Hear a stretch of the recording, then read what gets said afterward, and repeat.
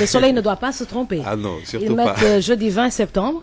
On est le vendredi. Ou bien 21. ça, c'est le journal d'hier. Non, non, c'est le journal Le d'aujourd'hui. journal d'aujourd'hui, parce que je viens d'arriver. J'étais pas à Dakar. Donc, on est le vendredi 21 septembre 2012 ici à Dakar. Voilà. Donc, nous, tous les auditeurs de la radio Safir FM TV et les internautes de www.safirfmtv.net. Nous, tout le personnel qui a tenu bon, malgré les quelques difficultés techniques. Tout le monde a tenu à être présent. Maintenant, les problèmes sont en train d'être réglés, donc avec un matériel neuf qui permettra à tout le monde d'écouter avec facilité les programmes de la radio sur la bande FM. Et maintenant, sur www.safirfmtv.net, il n'y a pas eu de problème. Donc, on peut nous observer, nous regarder sur Internet 24 heures sur 24. Je rappelle que safirfmtv.net est la seule web TV sénégalaise qui fonctionne 24 heures sur 24 en live et qui émet à partir de Sacré-Cœur 3. Donc, vous pouvez nous regarder sur www.safirfmtv.net. On va procéder tout de suite à la revue des titres à la une des quotidiens après le spot publicitaire d'un de nos annonceurs, Val d'Afrique.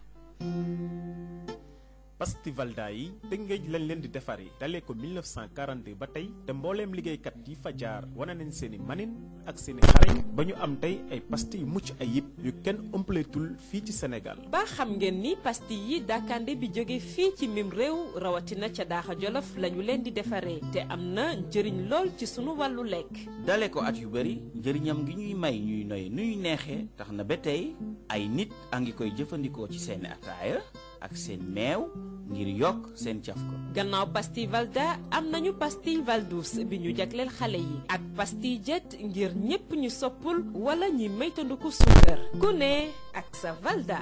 pastille Valda suñu cosaan.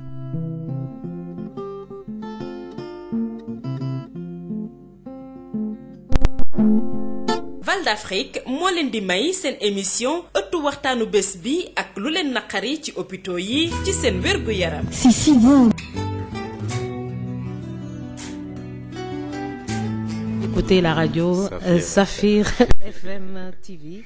Safir FM sur la fréquence 96.6. Je pense que actuellement les auditeurs sont en train de nous écouter partout dans les régions, à Dakar, Tambacounda, Kédougou. Donc, un bon retour sur la bande FM.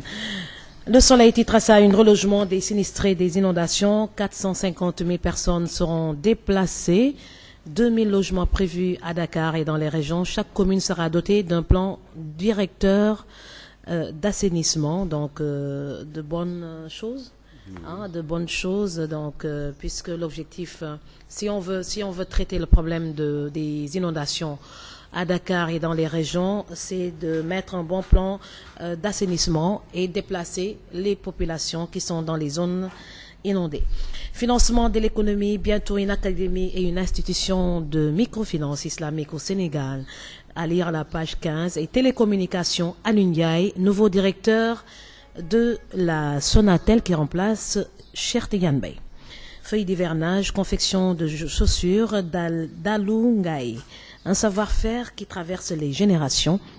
Donc c'est à lire à la page 9 jusqu'à la page 14. Donc ce sont les feuilles d'hivernage de notre quotidien national, Le Soleil, un coin de littérature, Victor Hugo, ce poète de génie qui espérait exaspérer les puissants. Agriculture, le bon développement des cultures entretient l'espoir dans la vallée, à lire à la page 16 du quotidien national. L'Observateur titre à sa une itinéraire d'un contestataire hors pair, Talla Sylla, né pour être opposant. Donc c'est à lire à la page 6, un article intéressant. Abdoulaye Wade, ancien président de la République du Sénégal. Je suis en chômage présidentiel, mais je n'arrêterai jamais la politique. Ces paroles sont du président Abdoulaye Wade. Quand j'étais président, mon entourage m'avait coupé des gens, de mes amis. Ça m'a fait très mal. Donc, il a encore dit, j'étais emmuré tous les jours, j'étais en colère avec tout le monde. C'est le problème pratiquement de beaucoup de personnes, beaucoup de chefs d'État qui automatiquement sont isolés donc par un entourage qui a un seul souci d'isolement.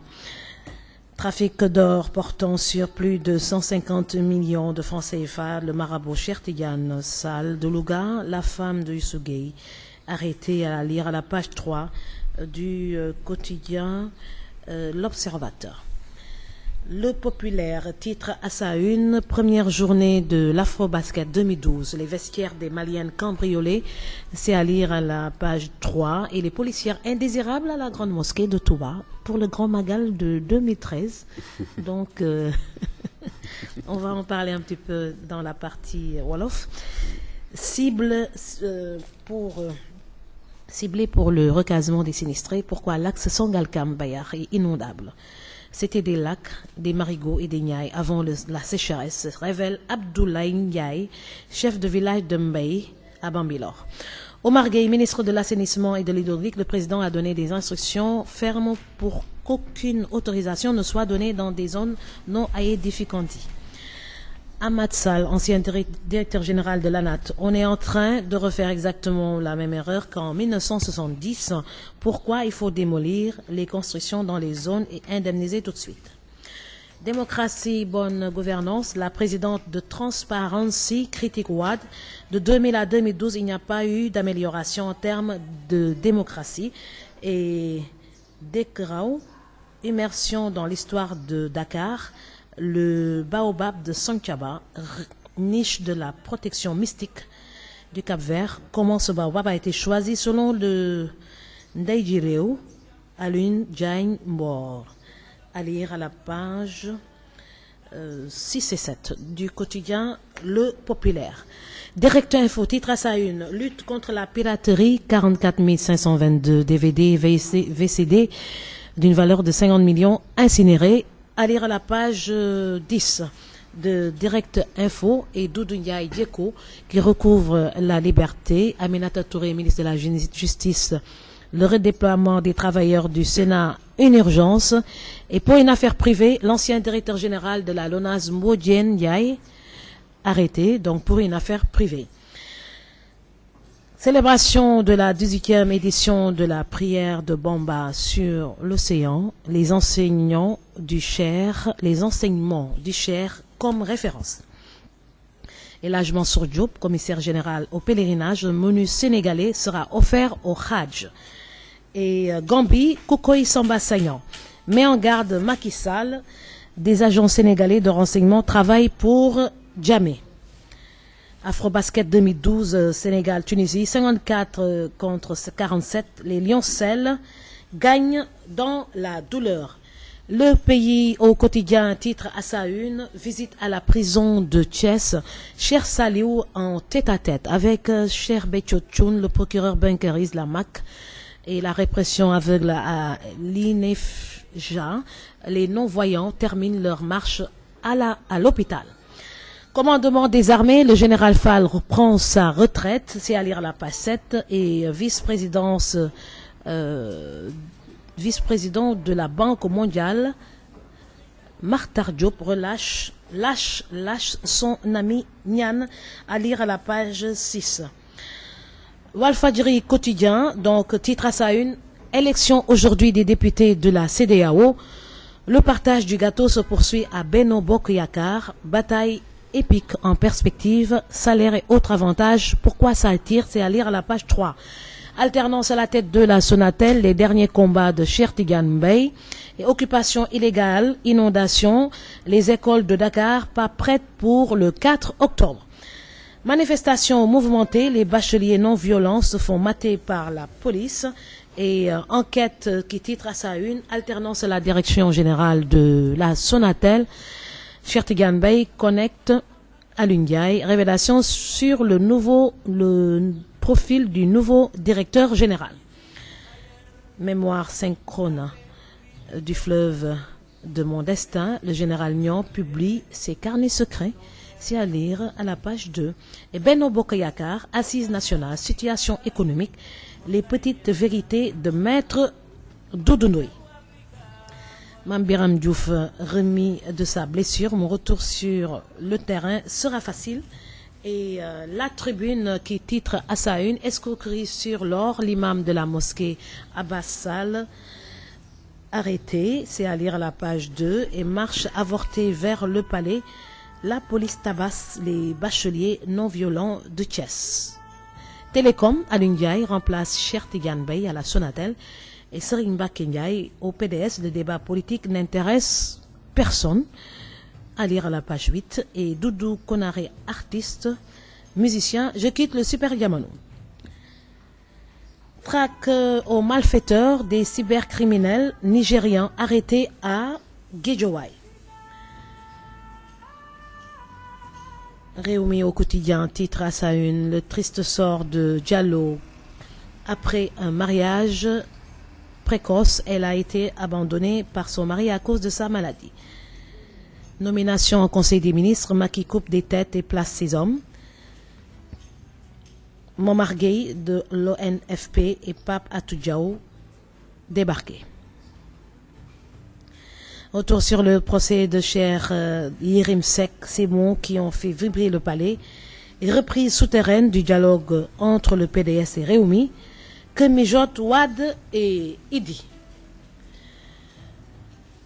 L'As titre à sa une forte émotion à la prison de Thiès, le khalife de feu Serigne Saliou chez Béthio Thioune hier et procédure devant le tribunal d'arbitrage de Paris. Macky cherche 50 milliards auprès de Mittal, la patate chaude que Wade a larguée à Macky. C'est à lire à la page 7 et muet depuis le début de la saison. Papis Demba Cissé, l'ombre du doute. Afrobasket U18, vainqueur de la Tunisie en match d'ouverture 54 contre 47. Les Lioncelles démarrent timidement et le quotidien toujours qui titre à sa une, inquiet pour l'avenir de ses employés, soucieux du devenir de sa famille. Cheikh Yérim Seck plaide responsable, le juge au prévenu, le tribunal se prononcera sans état d'âme. C'est là à lire à la page 2 et Serigne Mbacké Ndiaye également qui parle sur les raisons de son courant coléré. Il n'y a pas de solidarité au PDS. Apparemment, il s'est passé beaucoup de choses en mon absence. Sonatel, après 20 ans de bons et loyaux services, Cheikh Tidiane Bey cède son fauteuil à Alioune Ndiaye. Libération titre à sa une, enquête sur la gestion nébuleuse du PPIP par Aminata Niane. Va-t-on freiner le procureur? Le dossier a été transmis au parquet quelques jours avant sa nomination. Et après la série d'exécutions, Yaya Jammeh rompt le silence. C'est à lire à la page 2 de Libération. Cybercriminalité, 8 Nigérians et 8 Guinéens arrêtés, à lire à la page 5. Et on attaque tout de suite les journaux sportifs avec Momar Diop. Oui, Ndella, bonjour. Bonjour à tous nos amis auditeurs et fidèles internautes. Nous allons démarrer avec le quotidien du sport Stade qui, toute la semaine, a fait le tour de nos Lions du Sénégal et nous présente aujourd'hui Papis Demba Cissé, capitaine des Lions, qui parle d'union sacrée pour la CAN 2013. Bouna Koundoul, le gardien aussi de l'équipe nationale, revient dans les colonnes de ce quotidien pour dire que, comme le Cameroun, la Côte d'Ivoire va tomber ici à Dakar. Afro-basket, première journée des moins de 18 ans, les Lioncelles victorieuses d'entrée devant la Tunisie. Pour nos amateurs de lutte, le quotidien des arènes sénégalaises, Sunu Lamb, fait un gros plan sur Eumeu Sène, qui semble-t-il tourne le dos au VIP. Il dit, je le cite, « Je ne me reconnais pas dans cette association ». Il dit dans les colonnes aussi qu'il est prêt à lutter qu'il n'est pas prêt à lutter pour Luc Nicolaï et que si Yekini est prêt, lui aussi est prêt. Décidé à croiser Papa Sow quoi qu'il en coûte, un clash en vue entre Baye Mandione et son père. Et les promoteurs qui scindent en deux le CNG puisque un comité régional de gestion sera installé à Dakar en 2014. Walf Sport revient sur nous dit qu'après le CNG, les promoteurs chargent les VIP de l'arène. Gaston Mbengue et compagnie attaquent la bande à Tyson. Les promoteurs semblent avoir le vent en poupe après les acquis tirés de leur bras de fer avec le CNG. Ce front apaisé, les voilà qui s'attaquent à la nouvelle association des lutteurs du Sénégal que dirige Mohamed Ndao Tyson et qui regroupe certains VIP de l'arène comme Balla Gaye 2 et Modou Lo. Au centre du conflit, le plafonnement des cachets à 75 millions de francs CFA. Afro-basket, les Lioncelles qui battent difficilement la Tunisie hier en match en première journée de la Coupe d'Afrique des moins de 18 ans. Et Super Étoile qui dit qu'à Diourbel, on le surnommé Robert Sène. Voilà, donc merci pour le sport. Donc on remercie tous les auditeurs qui sont en train de nous écouter. Dans quelques minutes, on va entamer le grand waxtaan matinal de ce matin. Si vous écoutez Safir FM.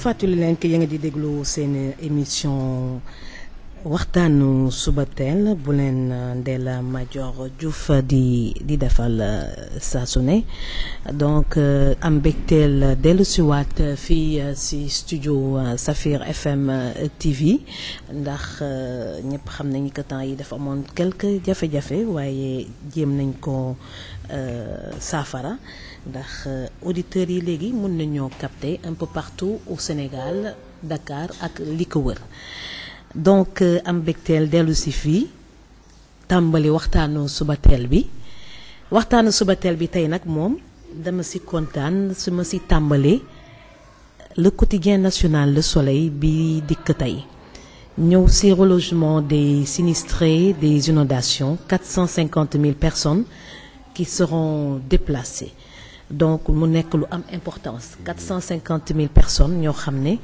état bi dafa fas yéene leen déplacer ndax dañuy nekk ci ay zones inondées donc 2000 logements nga xam ne dañ ko prévoir fii ci Dakar ak dans les régions commune bu nekk sera dotée d'un plan directeur d'assainissement ñëpp gis nañu taw yu bari yi amoon temps yële weesu donc Dakar nekkoon ci biir ndox fi daawu doon taa jékki-jékki taa mu nekk lu doyoon waar nga xam ne sénégalais yi dundoon nañ ko dund bu métti mu créé woon benn élan de solidarité nationale lu koy saafara moom ñëpp xam nañu mooy déplacer population yi nga xam ne ñu ngi dëkk ci ay zones inondées te waruñu fa woon a dëkk ndax Sénégal amoon na temps yoo xam ne dafa amoon sécheresse ba suuf si bu mu woowee mu am ay sénégalais ñu ñëw dëkk foo xam ne dafa suuf ba dafa wow te avant dafa doon taa nekkoon géej walla dex taw bi ñëw ak doole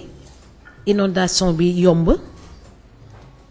mu law Sénégal yépp pratiquement surtout ci région yi ci dëkkukaay yi fees dell ak ndox ba nit yi amatuñu fi ñu tëdd ndax seen néeg sax fees dell ak ndox lu koy saafara mooy un plan donc d'assainissement gis nañu le président de la République a décidé de mettre en place un plan décennal maanaam fii ak fukki at fexe ba assainir dëkk yi pas seulement Dakar ak région yi mu nekk loo xam ne liggéey nag moom du liggéeyu benn nit mais c'est tout un pays qui doit être en chantier pour mettre en place un plan d'assainissement correct permettant donc l'écoulement des eaux usées et des eaux de pluie. Donc 450 000 personnes qui seront déplacées, donc ça veut dire que ça va créer yeneen pool d'habitat, yeneen pool qui va abriter des sites, des logements pour ñu am ay dundukaay yu bees mën a wàññi nit yi nga xam ne ñoo concentré wu fii ci Dakar. Soleil tey tamit wax nañu ko télécommunication société bi mu ngi naan Sonatel te Cheikh Tidiane Mbaye jiite ko depuis 20 ans plus de 20 ans d'ailleurs donc joxe na leng yi Alioune Ndiaye mooy nouveau directeur général actuellement de la Sonatel donc loolu la Soleil joxe tey comme xibaar et à propos de du financement de l'économie bientôt une académie et une institution de microfinance islamique au Sénégal mu nekk lu am solo. Agriculture, le plan de développement des cultures entretient l'espoir dans la vallée donc agriculture dafa nekk loo xam ne dafa am solo pour développement réew fépp fu am ndox bi su ñëwee agriculture bi dafay daal di yomb soo demee ay dëkk yu mel ni ay Sierra Leone ay Libéria Guinée Bissau Casamance sa ndox bu fay ñëw sa moom daanaka bëriwul par rapport ak dëkk yooyu dafay taw tout le temps donc su tawee tout le temps dafay faciliter agriculture bi fruits yi dafay daal di yomb ceeb bi dafay daal di yomb donc produits agricoles yu bëri dafay daal di yomb su ko defee da ngay gis européens yi dañuy ñëw ñoom gaare seen avion rek yeb yu baax yëpp coppati yu baax yëpp yóbbu donc fële ci supermarché Europe yi donc ñu fa ngay xamee que produits africains yi dafa baax donc dañuy war a développer suñu agriculture fii ci Afrique fii ci Sénégal donc bëriwuñu ndox mais tamit parfois dañuy sàgganee ndox bi nga xam ne daf ñuy bett ñëw te duñ ko téye te ñu waroon ko mën a téye ñu yaakaar avec le plan d'assainissement yi nga xam ne dinañ ko mettre en place dina mën a permettre à ce que ndox bi ñu yàlla di baaxee ñu mën ko téye pour ñu mën a développer ay riziculture di mën a développer agriculture fexe ba ñu mën a tamit am ay légumes yu baax am ay gerte yu baax am ay ceeb yu baax loolu dafa nekk lu am solo donc un bon développement des cultures entretient l'espoir dans la vallée fële fii ci Sénégal loolu la le soleil xëyee tey observateur tamit bu mu ñëwee mi ngi xëy wax que l'observateur xëy na ne itinéraire d'un contestataire hors pair Talla Sylla né pour être opposant moom nag moom dañu ne moom gouvernement bu ñëw rek moom day opposé rek moom Talla Sylla numéro 1 ndax kër gi am na Talla Sylla numéro 2 Talla Sylla numéro 1 moom il est né pour être opposant ñu ne ko waaye déet waay ndax nit ki nag mu loolu nag di opposé tout le temps ndax dina soppeeku ba nag bon finalement surtout période bi ñuy vivre actuellement nii c'est une phase boo xam ne daanaka ñëpp am victoire donc dañuy doon xeex pour Abdoulaye Wade ba nga am 3e mandat là actuellement phase bi ñuy vivre nii donc ñëpp ci war a participer pour mu bañ a yàqu waaw ñëpp ci war a participer daanaka opposant suñ ko doon tudd donc PDS à la limite moo mën a nekk opposant donc ñeneen ñëpp nag wax dëgg yàlla dañuy war a góorgóorlu seet naka la ñu mën a apporter contribution fii Sénégal pour gaal gi di diig bañ a diig moo waraloon ñëpp jóg jàppale au 2e tour Macky Sall donc élection législative yi bi ñu ñëwee ku si nekk béy sa waar wane fi nga mënee ñëpp xam nañu ku si nekk li ngay peser donc et après il faut tourner la page maintenant nag jublu nag ci liggéey bi maanaam taxawal Sénégal loolu dafa nekk lu am solo donc Talla Sylla né pour être opposant il peut bel et bien apporter sa contribution au Sénégal donc ku su nekk daal mën nga wone fi nga mënee dans le privé dans le gouvernement à l'Assemblée nationale au niveau des localités au niveau des communes d'arrondissement soo gisee ma ne dans le privé mën nga nekk dans le privé tamit di apporter sa contribution ci développement dëkk donc ñi nekk ci privé di apporter ci seen développement ci dëkk bi moo ëpp nit soxlawu sa nekk dans un gouvernement pour liggéey sinon de kon kenn du liggéey ndax gouvernement bi 25 membres donc avec des ministres évidemment conseillers en pagaille mais bon donc nekk ci walla bañ see nekk warul tax nga ne man de nekkuma ci kon sama yoon newu ci dëkk bi non les secteurs privés apportent bien contribution bu rëy ci développement dëkk bi Abdoulaye Wade wax ci observateur ne tey je suis en chômage présidentiel il pèse bien ses mots nee na man nag bu ma kenn sonal da ngeen ma dindi rek ci tetu Sénégal je suis en chômage présidentiel loolu ça veut tout dire nee na moom chômage présidentiel rek la ne donc kenn du ko arrêté mu def kenn du ko empêché mu def politique je n'arrêterai jamais la politique loolu waxtaan nañ ko fi yu bëri yoon fii ci émission bi nee nañ Abdoulaye Wade du arrêté mu politique te warut arrêté politique pourquoi arrêter la politique donc y a des personnes plus ngay màgg plus da ngay am expérience soo amee expérience su àddina am expérience su état amuloo droit noppi gaal bi suy suux ndax après tout Abdoulaye Wade c'est un Sénégalais donc war na mën a apporter sa contribution ci développement pas Sénégal mais Afrique yëpp donc il a bien raison de dire qu'il est en chômage présidentiel et qu'il n'arrêtera jamais la politique nee na quand il était président entourage am da ko coupé woon des gens de ses amis ça et ça lui a fait très mal loolu du moom donc d'ailleurs ñu ngi koy tàmbali gis sa ci président Macky Sall entourage ku daanu sa entourage la daaneel ku ñu bëmbax ki la nee sa wet moo lay bëmbax te loolu baaxul ñëpp gis nañu président yu bari en général dañ leen di wër entouré leen soo faible ñu bëmbax la soo faible ñu isolé la nga nekk dans une prison entre guillemets dorée dans un palais sa audience sax doo ko choisir ñu ne koy imposer donc beaucoup de présidents d'Afrique beaucoup de présidents qui n'ont pas un caractère suffisamment fort pour dire non sont pratiquement isolés et loolu la Abdoulaye Wade am courage wax nee na quand il était président son entourage l'avait coupé des gens donc de ses amis et ça lui a fait très mal ndax bu Abdoulaye Wade soo rappelé bu muy doog a tàmbalee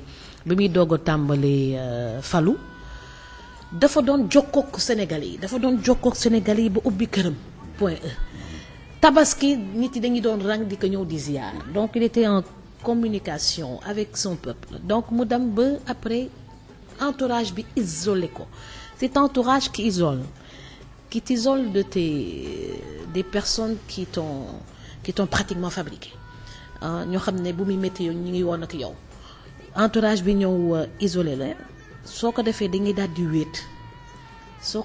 daal di wéet après commencer énervé moom la wax tey mu ne dëkk métti moo tax il était emmuré tous les jours il était en colère à contre avec tout le monde parce que énergie bi nga ko empêché mu joxe moom moo ko doon exposé loo ba muy xuloo ak entourage am tout le temps il était en colère bu journaux yi sax dañu doon wax que Abdoulaye Wade était tout le temps en colère parce que dafa am ñoo xam ne kenn du leen tëj ci néeg kenn du leen tëj ci palais kenn du leen empêché wax ak ñu ñu war a waxal nit balaa ngay féex am sa liberté d'expression soo bëggee wax ak diw nga wax ak diw c'est pas parce que da nga nekk président que doo am envie dem foo bëgg a dem donc ce qui se passe actuellement dans pratiquement tous les pays d'Afrique l'entourage présidentiel crée un mur autour du président et l'empêche de parler l'empêche d'être en contact avec la population mu nekk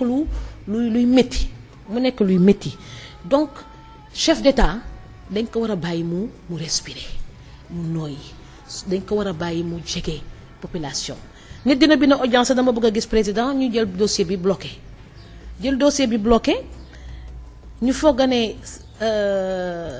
kooku la ñuy lor fekk président bi ci boppam la ñuy lor ndax nit ay garabam ah.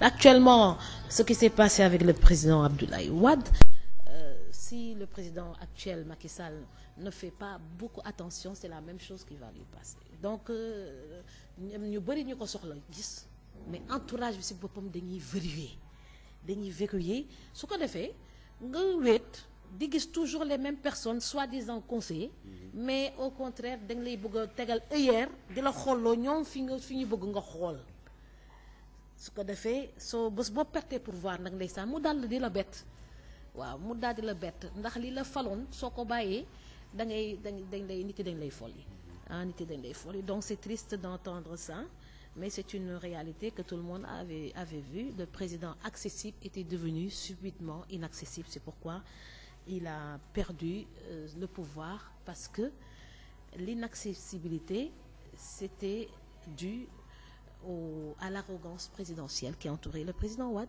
et c'est ça que le peuple a sanctionné. Donc ce serait dommage qu'on voit la même chose avec le président Macky Sall. Trafic d'or portant sur plus de 150 millions de francs CFA, le marabout Cheikh Tidiane Sall de Louga, la femme de Youssou Gueye, donc ñoom dañuy am ay jafe-jafe si trafic d'or bi. Donc le populaire tamit wax que Grand Magal de Touba 2013 bii di ñëw, donc pour les policières sont indésirables à la grande mosquée de Touba. Loolu mu nekk information boo xam ne populaire moo ñu ko xëyalee tey, mu nekk loo xam ne bon dina xaw a day waa tuuti pourtant nag policiers yi nag ñu ngi jàmbaar nañu de waaye jàmbaar lañ moom dëgg la, waaye tamit dafa am loo xamante ni dafa bokk ci mbirum sëñ bi. waaw sëñ bi moom mosul woon bëgg sax jigéen yi ak góor yi di bokk même bërëb ba ñuy nekk. waaw loolu tamit mu doon loo xamante ni ci yoonu l'islam tamit mooy li nga xam ne mooy li jaadu. ci cadre boobu la ñuy des nag. du ñu génn cadre religieux ni cadre. waaw fi ñuy waxee rek. mooy ne que même sëñ bi moom bu daan woo mbooloo mi. dañ daan jagleel jigéen ñi si jigéen ñi, góor ñi sa góor ñi. même màkk loolu moo fa am. waaw donc boo xoolee mën na expliquer. un peu décision bi xëy na ñu jël. waaw donc policiers yi daal nee nañu daal indésirable à la grande mosquée de Touba. waaye nag bu leen neexee mën nañoo ziar nag moom loolu kenn mënu leen ko tere. dugg ci jumaa ji ziar pantalon yi ñuy sol moo leen kii moo leen nakari. Dañuy jekk nag suñu policiers yi. waaw tabaxaka. Donc suñu policiers yi moom ñu ngi pourtant nag ay jàmbaar lañu, waaye bon ñu bañ see sori rek. Waaye nag ay jàmbaar lañu bon. ñu ngi seen chapeau de donc yaakaar naa ñenn ñi ngi béere de donc muur nañu karaw yeeg yooyu. Indésirable à la grande mosquée de Touba. Bon, on va voir ce que ça va donner. bu ci jigéen ñi gis seen bopp xam naa ne fi mu toll nii moom wax ji da xaw na laa kii tuuti moom. maa ngi doog a dikk Dakar moo tax fekk fi yu bees yi. yu bees de baax na jigéen ñi moom pourtant jigéen ñi dañ xam ne dañuy yem seen place nag. waaw soo ñëwee ba Touba nag xam nga sa place, donc xam nga da nga war a muuru et tout, donc su fekkee loolu ndigalu xalif général des mourides la nit yi duñ ko xëccoo. ndax benn fan te Touba moom dafa métti. benn fan pour organiser benn fan si góor yi sa la gën a jekk. coono boobu si góor yi sa la gën a jekk di donc loolu moom jarto xëccoo. Donc le populaire ñëw ne ciblé pour le recasement des sinistrés. Pourquoi l'axe Sangalkam-Bayakh est inondable? Ndax nee nañu am na ay jamono foofu ay marigot moo fa nekkoon, dafa bëri woon ndox, sécheresse moo tax mu wow. Donc ku fa dëkk tamit tôt ou tard su tawee taw bu métti day indi rek ay problème. Effectivement dañu war a cibler carrément ay zones yu baax a baax yoo xam ne des zones qui ne sont pas inondables. Le populaire donc wax na tamit dëkk raw immersion dans l'histoire de Dakar donc le baobab de Santhiaba nee na moom mooy niche protection mystique bu Cap-Vert donc article bu intéressant boo xam ne mën ngeen ko lire à la page 6 et 7 du Populaire.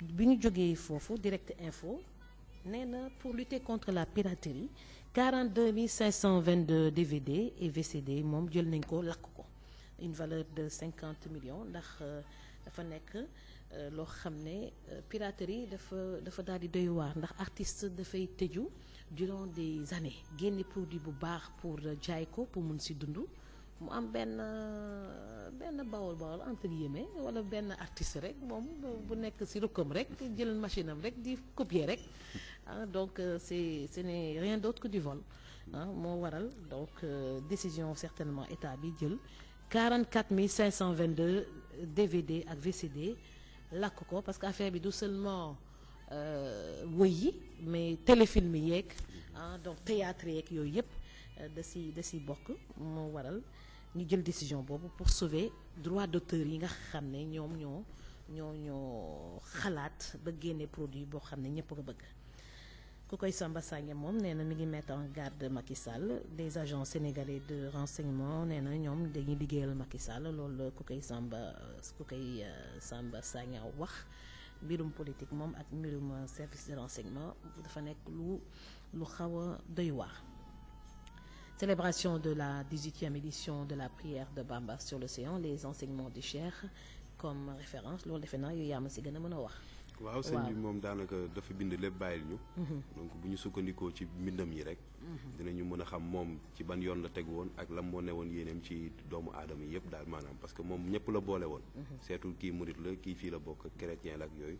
donc enseignement am yi moom bu ñu ci toppee rek dinañu mën a xëy na tegu ci yoon ba mu ñu te diglaloon daal. léegi bu mu sànnee kii bi. waaw ñaari rakk yi ci géej gi ñaari rakk bi si géej gi waaw boobu moom daanaka. dafa julli carrément dafa julli carrément ba mu jógee boobu jëbi sax daa takk suuf. waaw loolu nag misaalu suñu borom la rek. suñu borom moo doon wane foofu dooleem. donc du ci ngóoram wala dara. daa doyloo suñu borom. def ko fit ndax ba mu nee cëpp benn tànk bi daa dugg. waaw ba mu njëkkee teg benn tànk bi daa dugg ba tooy. mu yéegaat. waaye foofu xam nga bu doon keneen la doo dellu. waaye ba muy delluwaat ñaari tànk yëpp la jiital boobu nag waaw foofu yaakaar naa fa la mbir mi matee daal. waaw.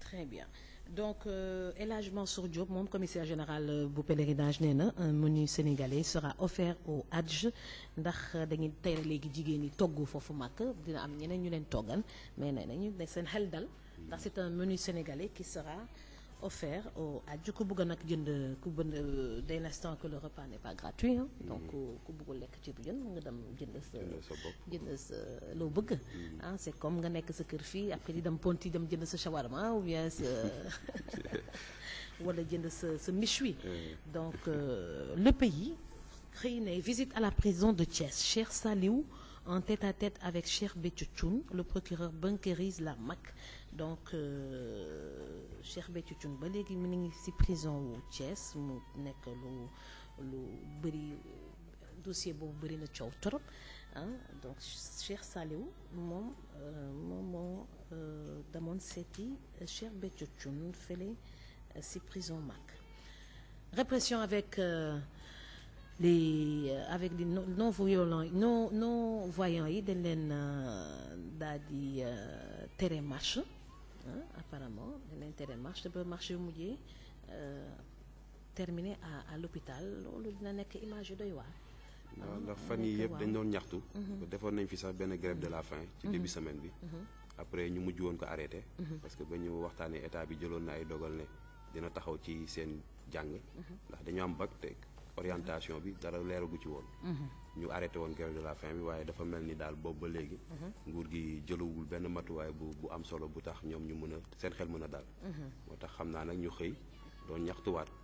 démb fële ca Thiès. voilà Sénégal nag moom defe naa ñoom li ñuy ñaxtu dañuy bëgg a terminer seen étude. am nañ bac ay bachelier lañ dañuy bëgg a continuer seen étude ci université yi. te bëriwuñu noonu. bëriwuñu waaye dafa amul benn jumtukaay pour loolu dañu préparé wul pour handicapé yi nga xam ne dañu war a dem université war a dem ci école yi. loolu moom defe naa Macky Sall dina mën a régler dossier boobu. war nañ comme ci dès taxaw. l'instant que bëriwuñu war nañ leen mën a jàppale ndax mënoon nañu wax que dañuy arrêté léegi demander cadre de travail pour liggéey mais dañuy bëgg a terminer seen jàng. suñu bëggee terminer seen jàng dañ leen war a encourager pour ñu dem terminer seen jàng c'est des dossiers chauds qui sont là boo xam ne yàgg nañ ko di ñaxtu. yàgg nañ ko di ñaxtu dafa donc gouvernement bi war na leen bàyyi xel dès l'instant que amul ay université yoo xam ne dañuy développer système braille boo xam ne dinañ mën a def seen continuer seen formation bon dès l'instant qu'ils sont pas nombreux benn effort bu ndaw. gouvernement bi waroon na ko mën a def. ñàkkul ñu jagleel leen benn programme spécial boo xam ne dina nekk ci biir université bi. mu doon lu ñu leen ñuy jagleel warul jafe daal. su fekkee nag mënuñu ko def fii actuellement apparemment mënuñu ko def fii Sénégal donc l'État a tout à fait les moyens d'aider maintenant ñëpp gis nañu que bitim réew da nga si teel a jóg.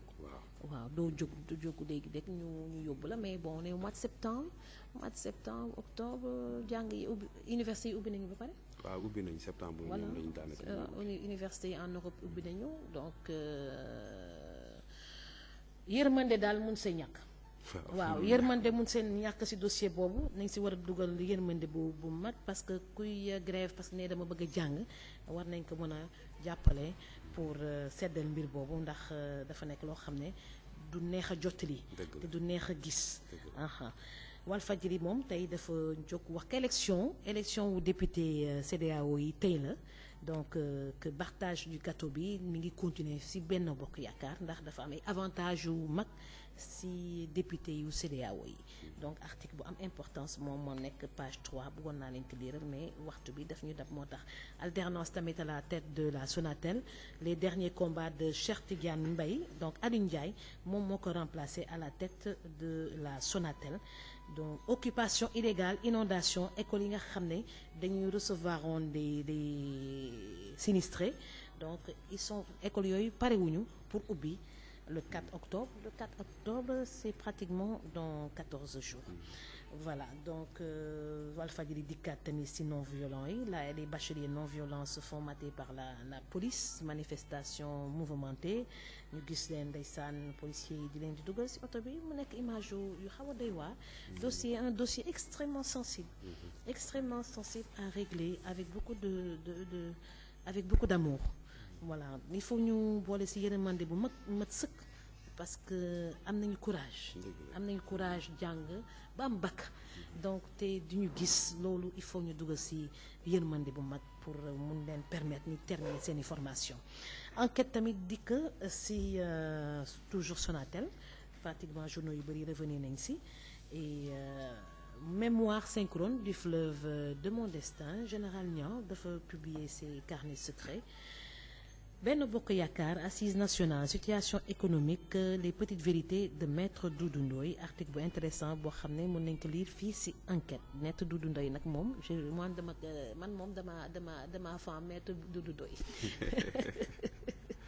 maître Doudou Ndoye moom c'est un grand maître quoi donc mais il va finir par y arriver chaque année chaque élection il se présente il est toujours là toujours constant avec ses vérités quoi donc il va finir par y arriver bon mi ngi yéeg nag par ndànk donc une bonne constance politique moom nag mi ngi joxe ses vérités donc saa yu joxe kàddoom rek day wax dëggam donc la tribune dikk wax na problème mu escroquerie sur l'or wax nañ ko ba pare Alioune Ndiaye bi remplacé Cheikh Tidiane Mbaye Serigne Mbacké Ndiaye moom nee na PDS le débat politique intéressé wul kenn mu nekk lu triste ndax ñu ngi doog a perdre pouvoir woon nañu seet naka la ñu mën a organiser woo pour PDS bañ a surux donc non violent yi tamit ndeysaan ñu ngi wax ci seen marche bi nga xam ne c'est une marche avortée vers le palais la police tabasse des bacheliers non violents de Thiès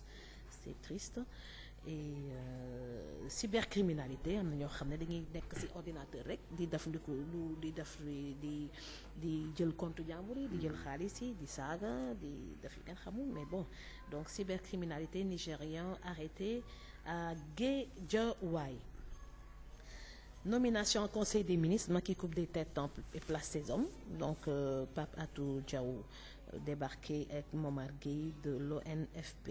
Donc, progressivement, le président Macky Sall est en train de nommer ces hommes. Là, l'article bi wax intéressant. Et puis, il y a quelque chose également d'intéressant. Reprise souterraine du dialogue entre le PDS ak Rewmi, que mijote Wade et Idi.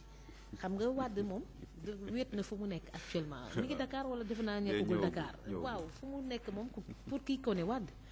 Et puis il a intérêt à le faire ndax soo arrêté à cet âge soo bàyyi activité rek du baax. Il faut nga nekk en activité physique et intellectuelle pour exister.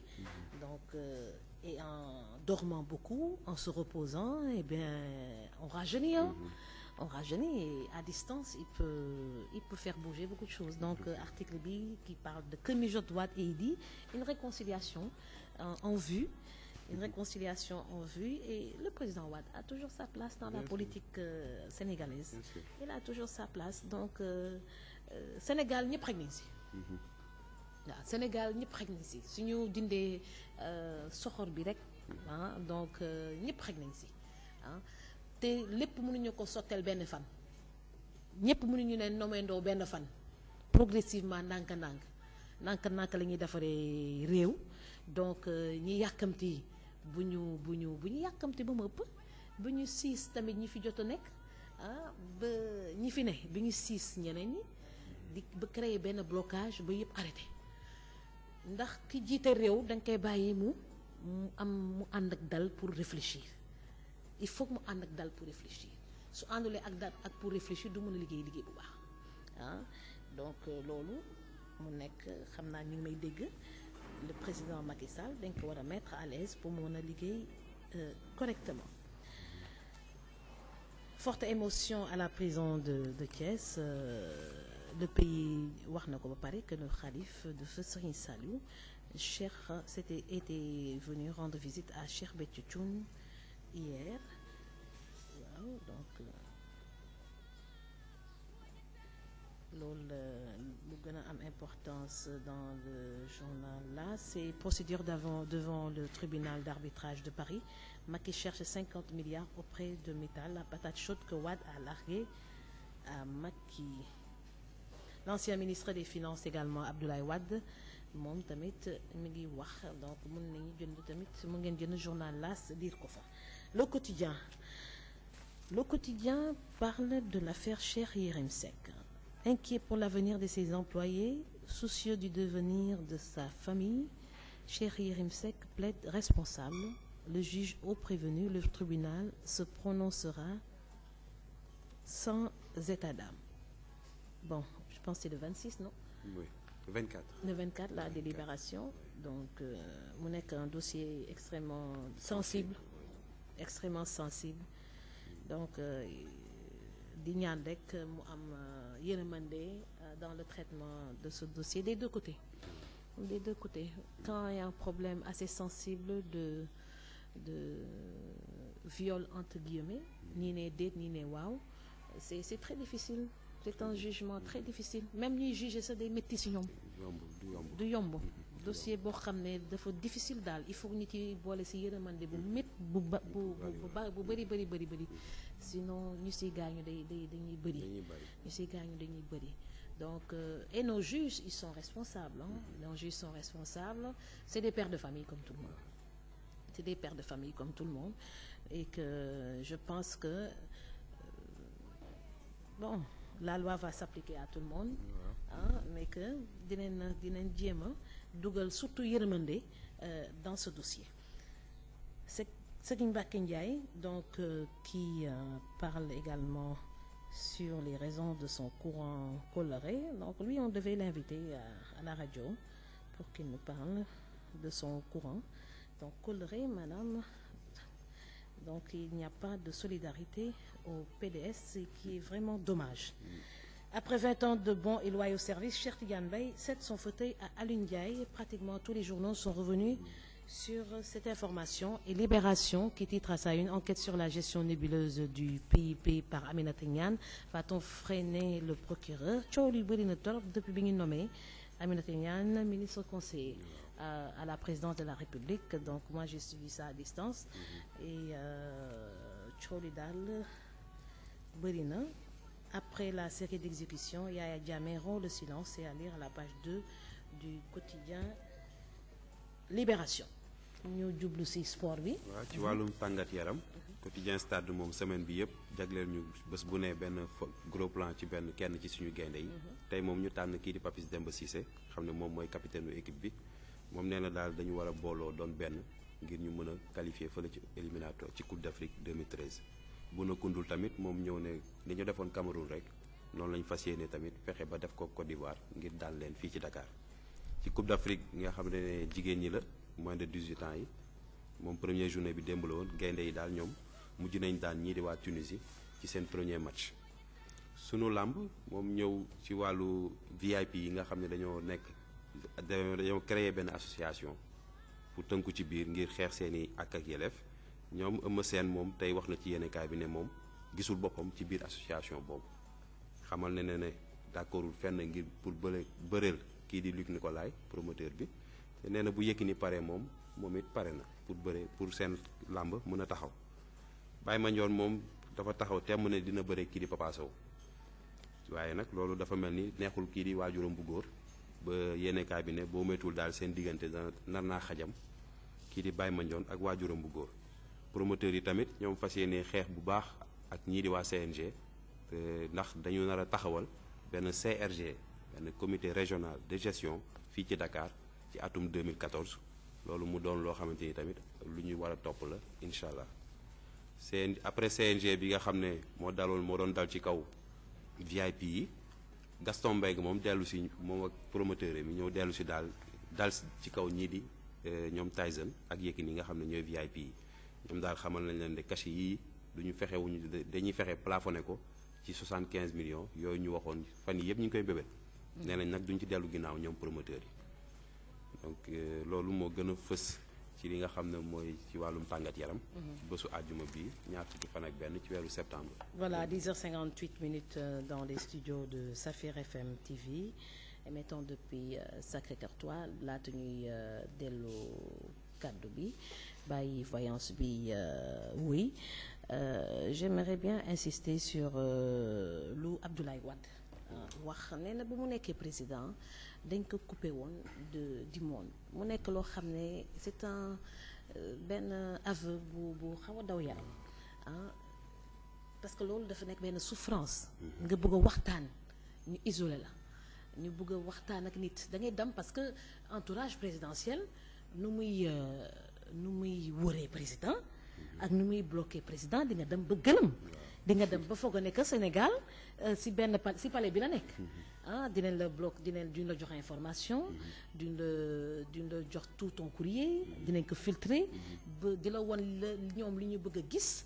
ba il faut avoir un caractère extrêmement fort pour résister à l'entourage présidentiel ak ku mu munti doon les présidents des présidents en général da ngay gis président boo xam day xaar bu guddi rek mu génn parce que dañ leen di fatt ba duñu am sa espace bi ñuy noyyee mu nekk lu doy waar moi j'ai beaucoup aimé quand le président Macky Sall à 1h du matin mu dem rëcc dem seeti inondé yi donc loolu dafa wane lu bëri keroog waaw mooy bu ma kenn fàtt te ànduma kenn dëgg la waaw bu ma kenn sonal ànduma kenn dama bëgg dem gisal sama bopp loolu dafa wane que moom si boppam tamit li daloon Abdoulaye Wade dal na ko ba pare pas mi ngi koy waagee daal mais dal na ko ba pare échappatoire boobu nga xam ne jot nañ ko gis donc au mois d'août ça veut tout dire donc libérer les présidents laissez-les respirer suñu président Senghor moom da ko doon faral di def tout le temps moom daraan jékki-jékki rek jël otoom ndànk génn banaliser di doxantu voilà il faut les libérer parce que amul dara lu gën a rafet nga jékki-jékki rek gis président ñëw supermarché comme tout le monde oui dafa war a dem supermarché un président dafa war a dem Sandaga ñëw rapidement après il y a des problèmes de sécurité d'accord mais le fait di bett nit yi di leen di fekki day tax nit yi bëgg la day tax nit yi ñeme la day tax nit yi gunge mais soo isolé wulee rek nit yi ku la gisul rek après da lay fàtte nekk noonu alors que da nga leen war a jege ça c'est très important donc libérons nos présidents c'est important c'est un cri de cœur dañ leen bàyyi ñu nooyi donc dañ leen bàyyi ñu jege peuple bi c'est très important nañuy bett population bi dem ci inondation yi dem ci école yi dem ci université bi dem julli ji le vendredi à la mosquée pourquoi il ne part pas à la prière le vendredi il doit aller prier le vendredi à la grande mosquée de Dakar tout ça da koy permettre mu libéré wu jege peuple bi ñeme ko soumettre ko problème yi et gérer Sénégal daal di yomb gérer Sénégal daal di yomb dafa nekk lu am solo sinon li amoon li daloon Abdoulaye Wade rek may dal ku bëgg ak gis Abdoulaye Wade su jëlee avion nga jël avion am na ñoo xam ne loolu moo leen gën a yomb su jëlee avion rek nga jël avion seeti ko Paris wala topp ko New York wala toppi ko Japon alors que war nañ ko mën a seet si fii si palais bi l'isolement est quelque chose de très douloureux pour un être humain benn nit bëggul ñu tëj la ñu defal la benn prison dorée di la nëbb lépp donc il faut sauver de temps en temps pour aller voir la réalité de terrain voilà loolu laa bëggoon tëjee tey ndax kàddu boobu Abdoulaye Wade yëkkati tey journal Observateur bi jox ko dafa am sens bu rëy dafay wone que nit rek la mën a doon même si yow faloo président da ngay fàttaliku ko yow tey lañ la fal mais démb nekkul woon président bi nga nekkulee président da nga amoon benn entourage boobu ñu jékki-jékki rek privé la ko indi la ñu bees tàkk ñoo xam ñoo nar a décider si li nga war a def tous les jours loolu rek rey na nit loolu rek da lay fàtt loolu mën a épanouir intellectuellement donc il faut libérer les chefs d'État pour leur permettre d'être en contact avec la population ça c'est très important kuñ ko libéré ku ñu libéré wul nga am fulla libérer sa bopp parce que sinon quand c'est trop tard mel na suñu président Macky Sall moom am na fulla boppam moom ndax ni mu def keroog moom xam naa ne digaluñ ko waaw mais ñaawlu naa bu ma liiree que Maître El Hadji Diouf dañ ko brutaliser pour mu mooy li ngay wax ci entourage bi rek loolu mooy wane voilà entourage bi loolu mu wane nag y a un noyau autour qui dit personne n'entre et ça c'est pas bon loolu baaxul ça c'est pas bon njiit soxlawul loolu tamit kilifa la il a beaucoup contribué dans Benno Bokk Yaakaar je crois au deuxième tour dem nañ ba ñu koy waaj a tëj dëgg la moom opposition bi amoon na ci wàllu bu am solo sax xeex donc on est Sénégal teraanga moo fi am buy niti saalit dafa am combat yoo xam ne c'est des combats individuels ku su nekk da nga am sa combat bopp Maître El Hadji Diouf mun na attaquer Benno Bokk Yaakaar politiquement nii rek mais après quand même c'est pas des ennemis il y a des actes à éviter ndax nettali bi rafetul mi ngi koy gisee rafetul nañu réeroo su amee lu si gën a rafet mooy rapprochement jubale waaw jubale mais pas tey de doo ko jege tey doo ko nuyu allez ça c'est pas bon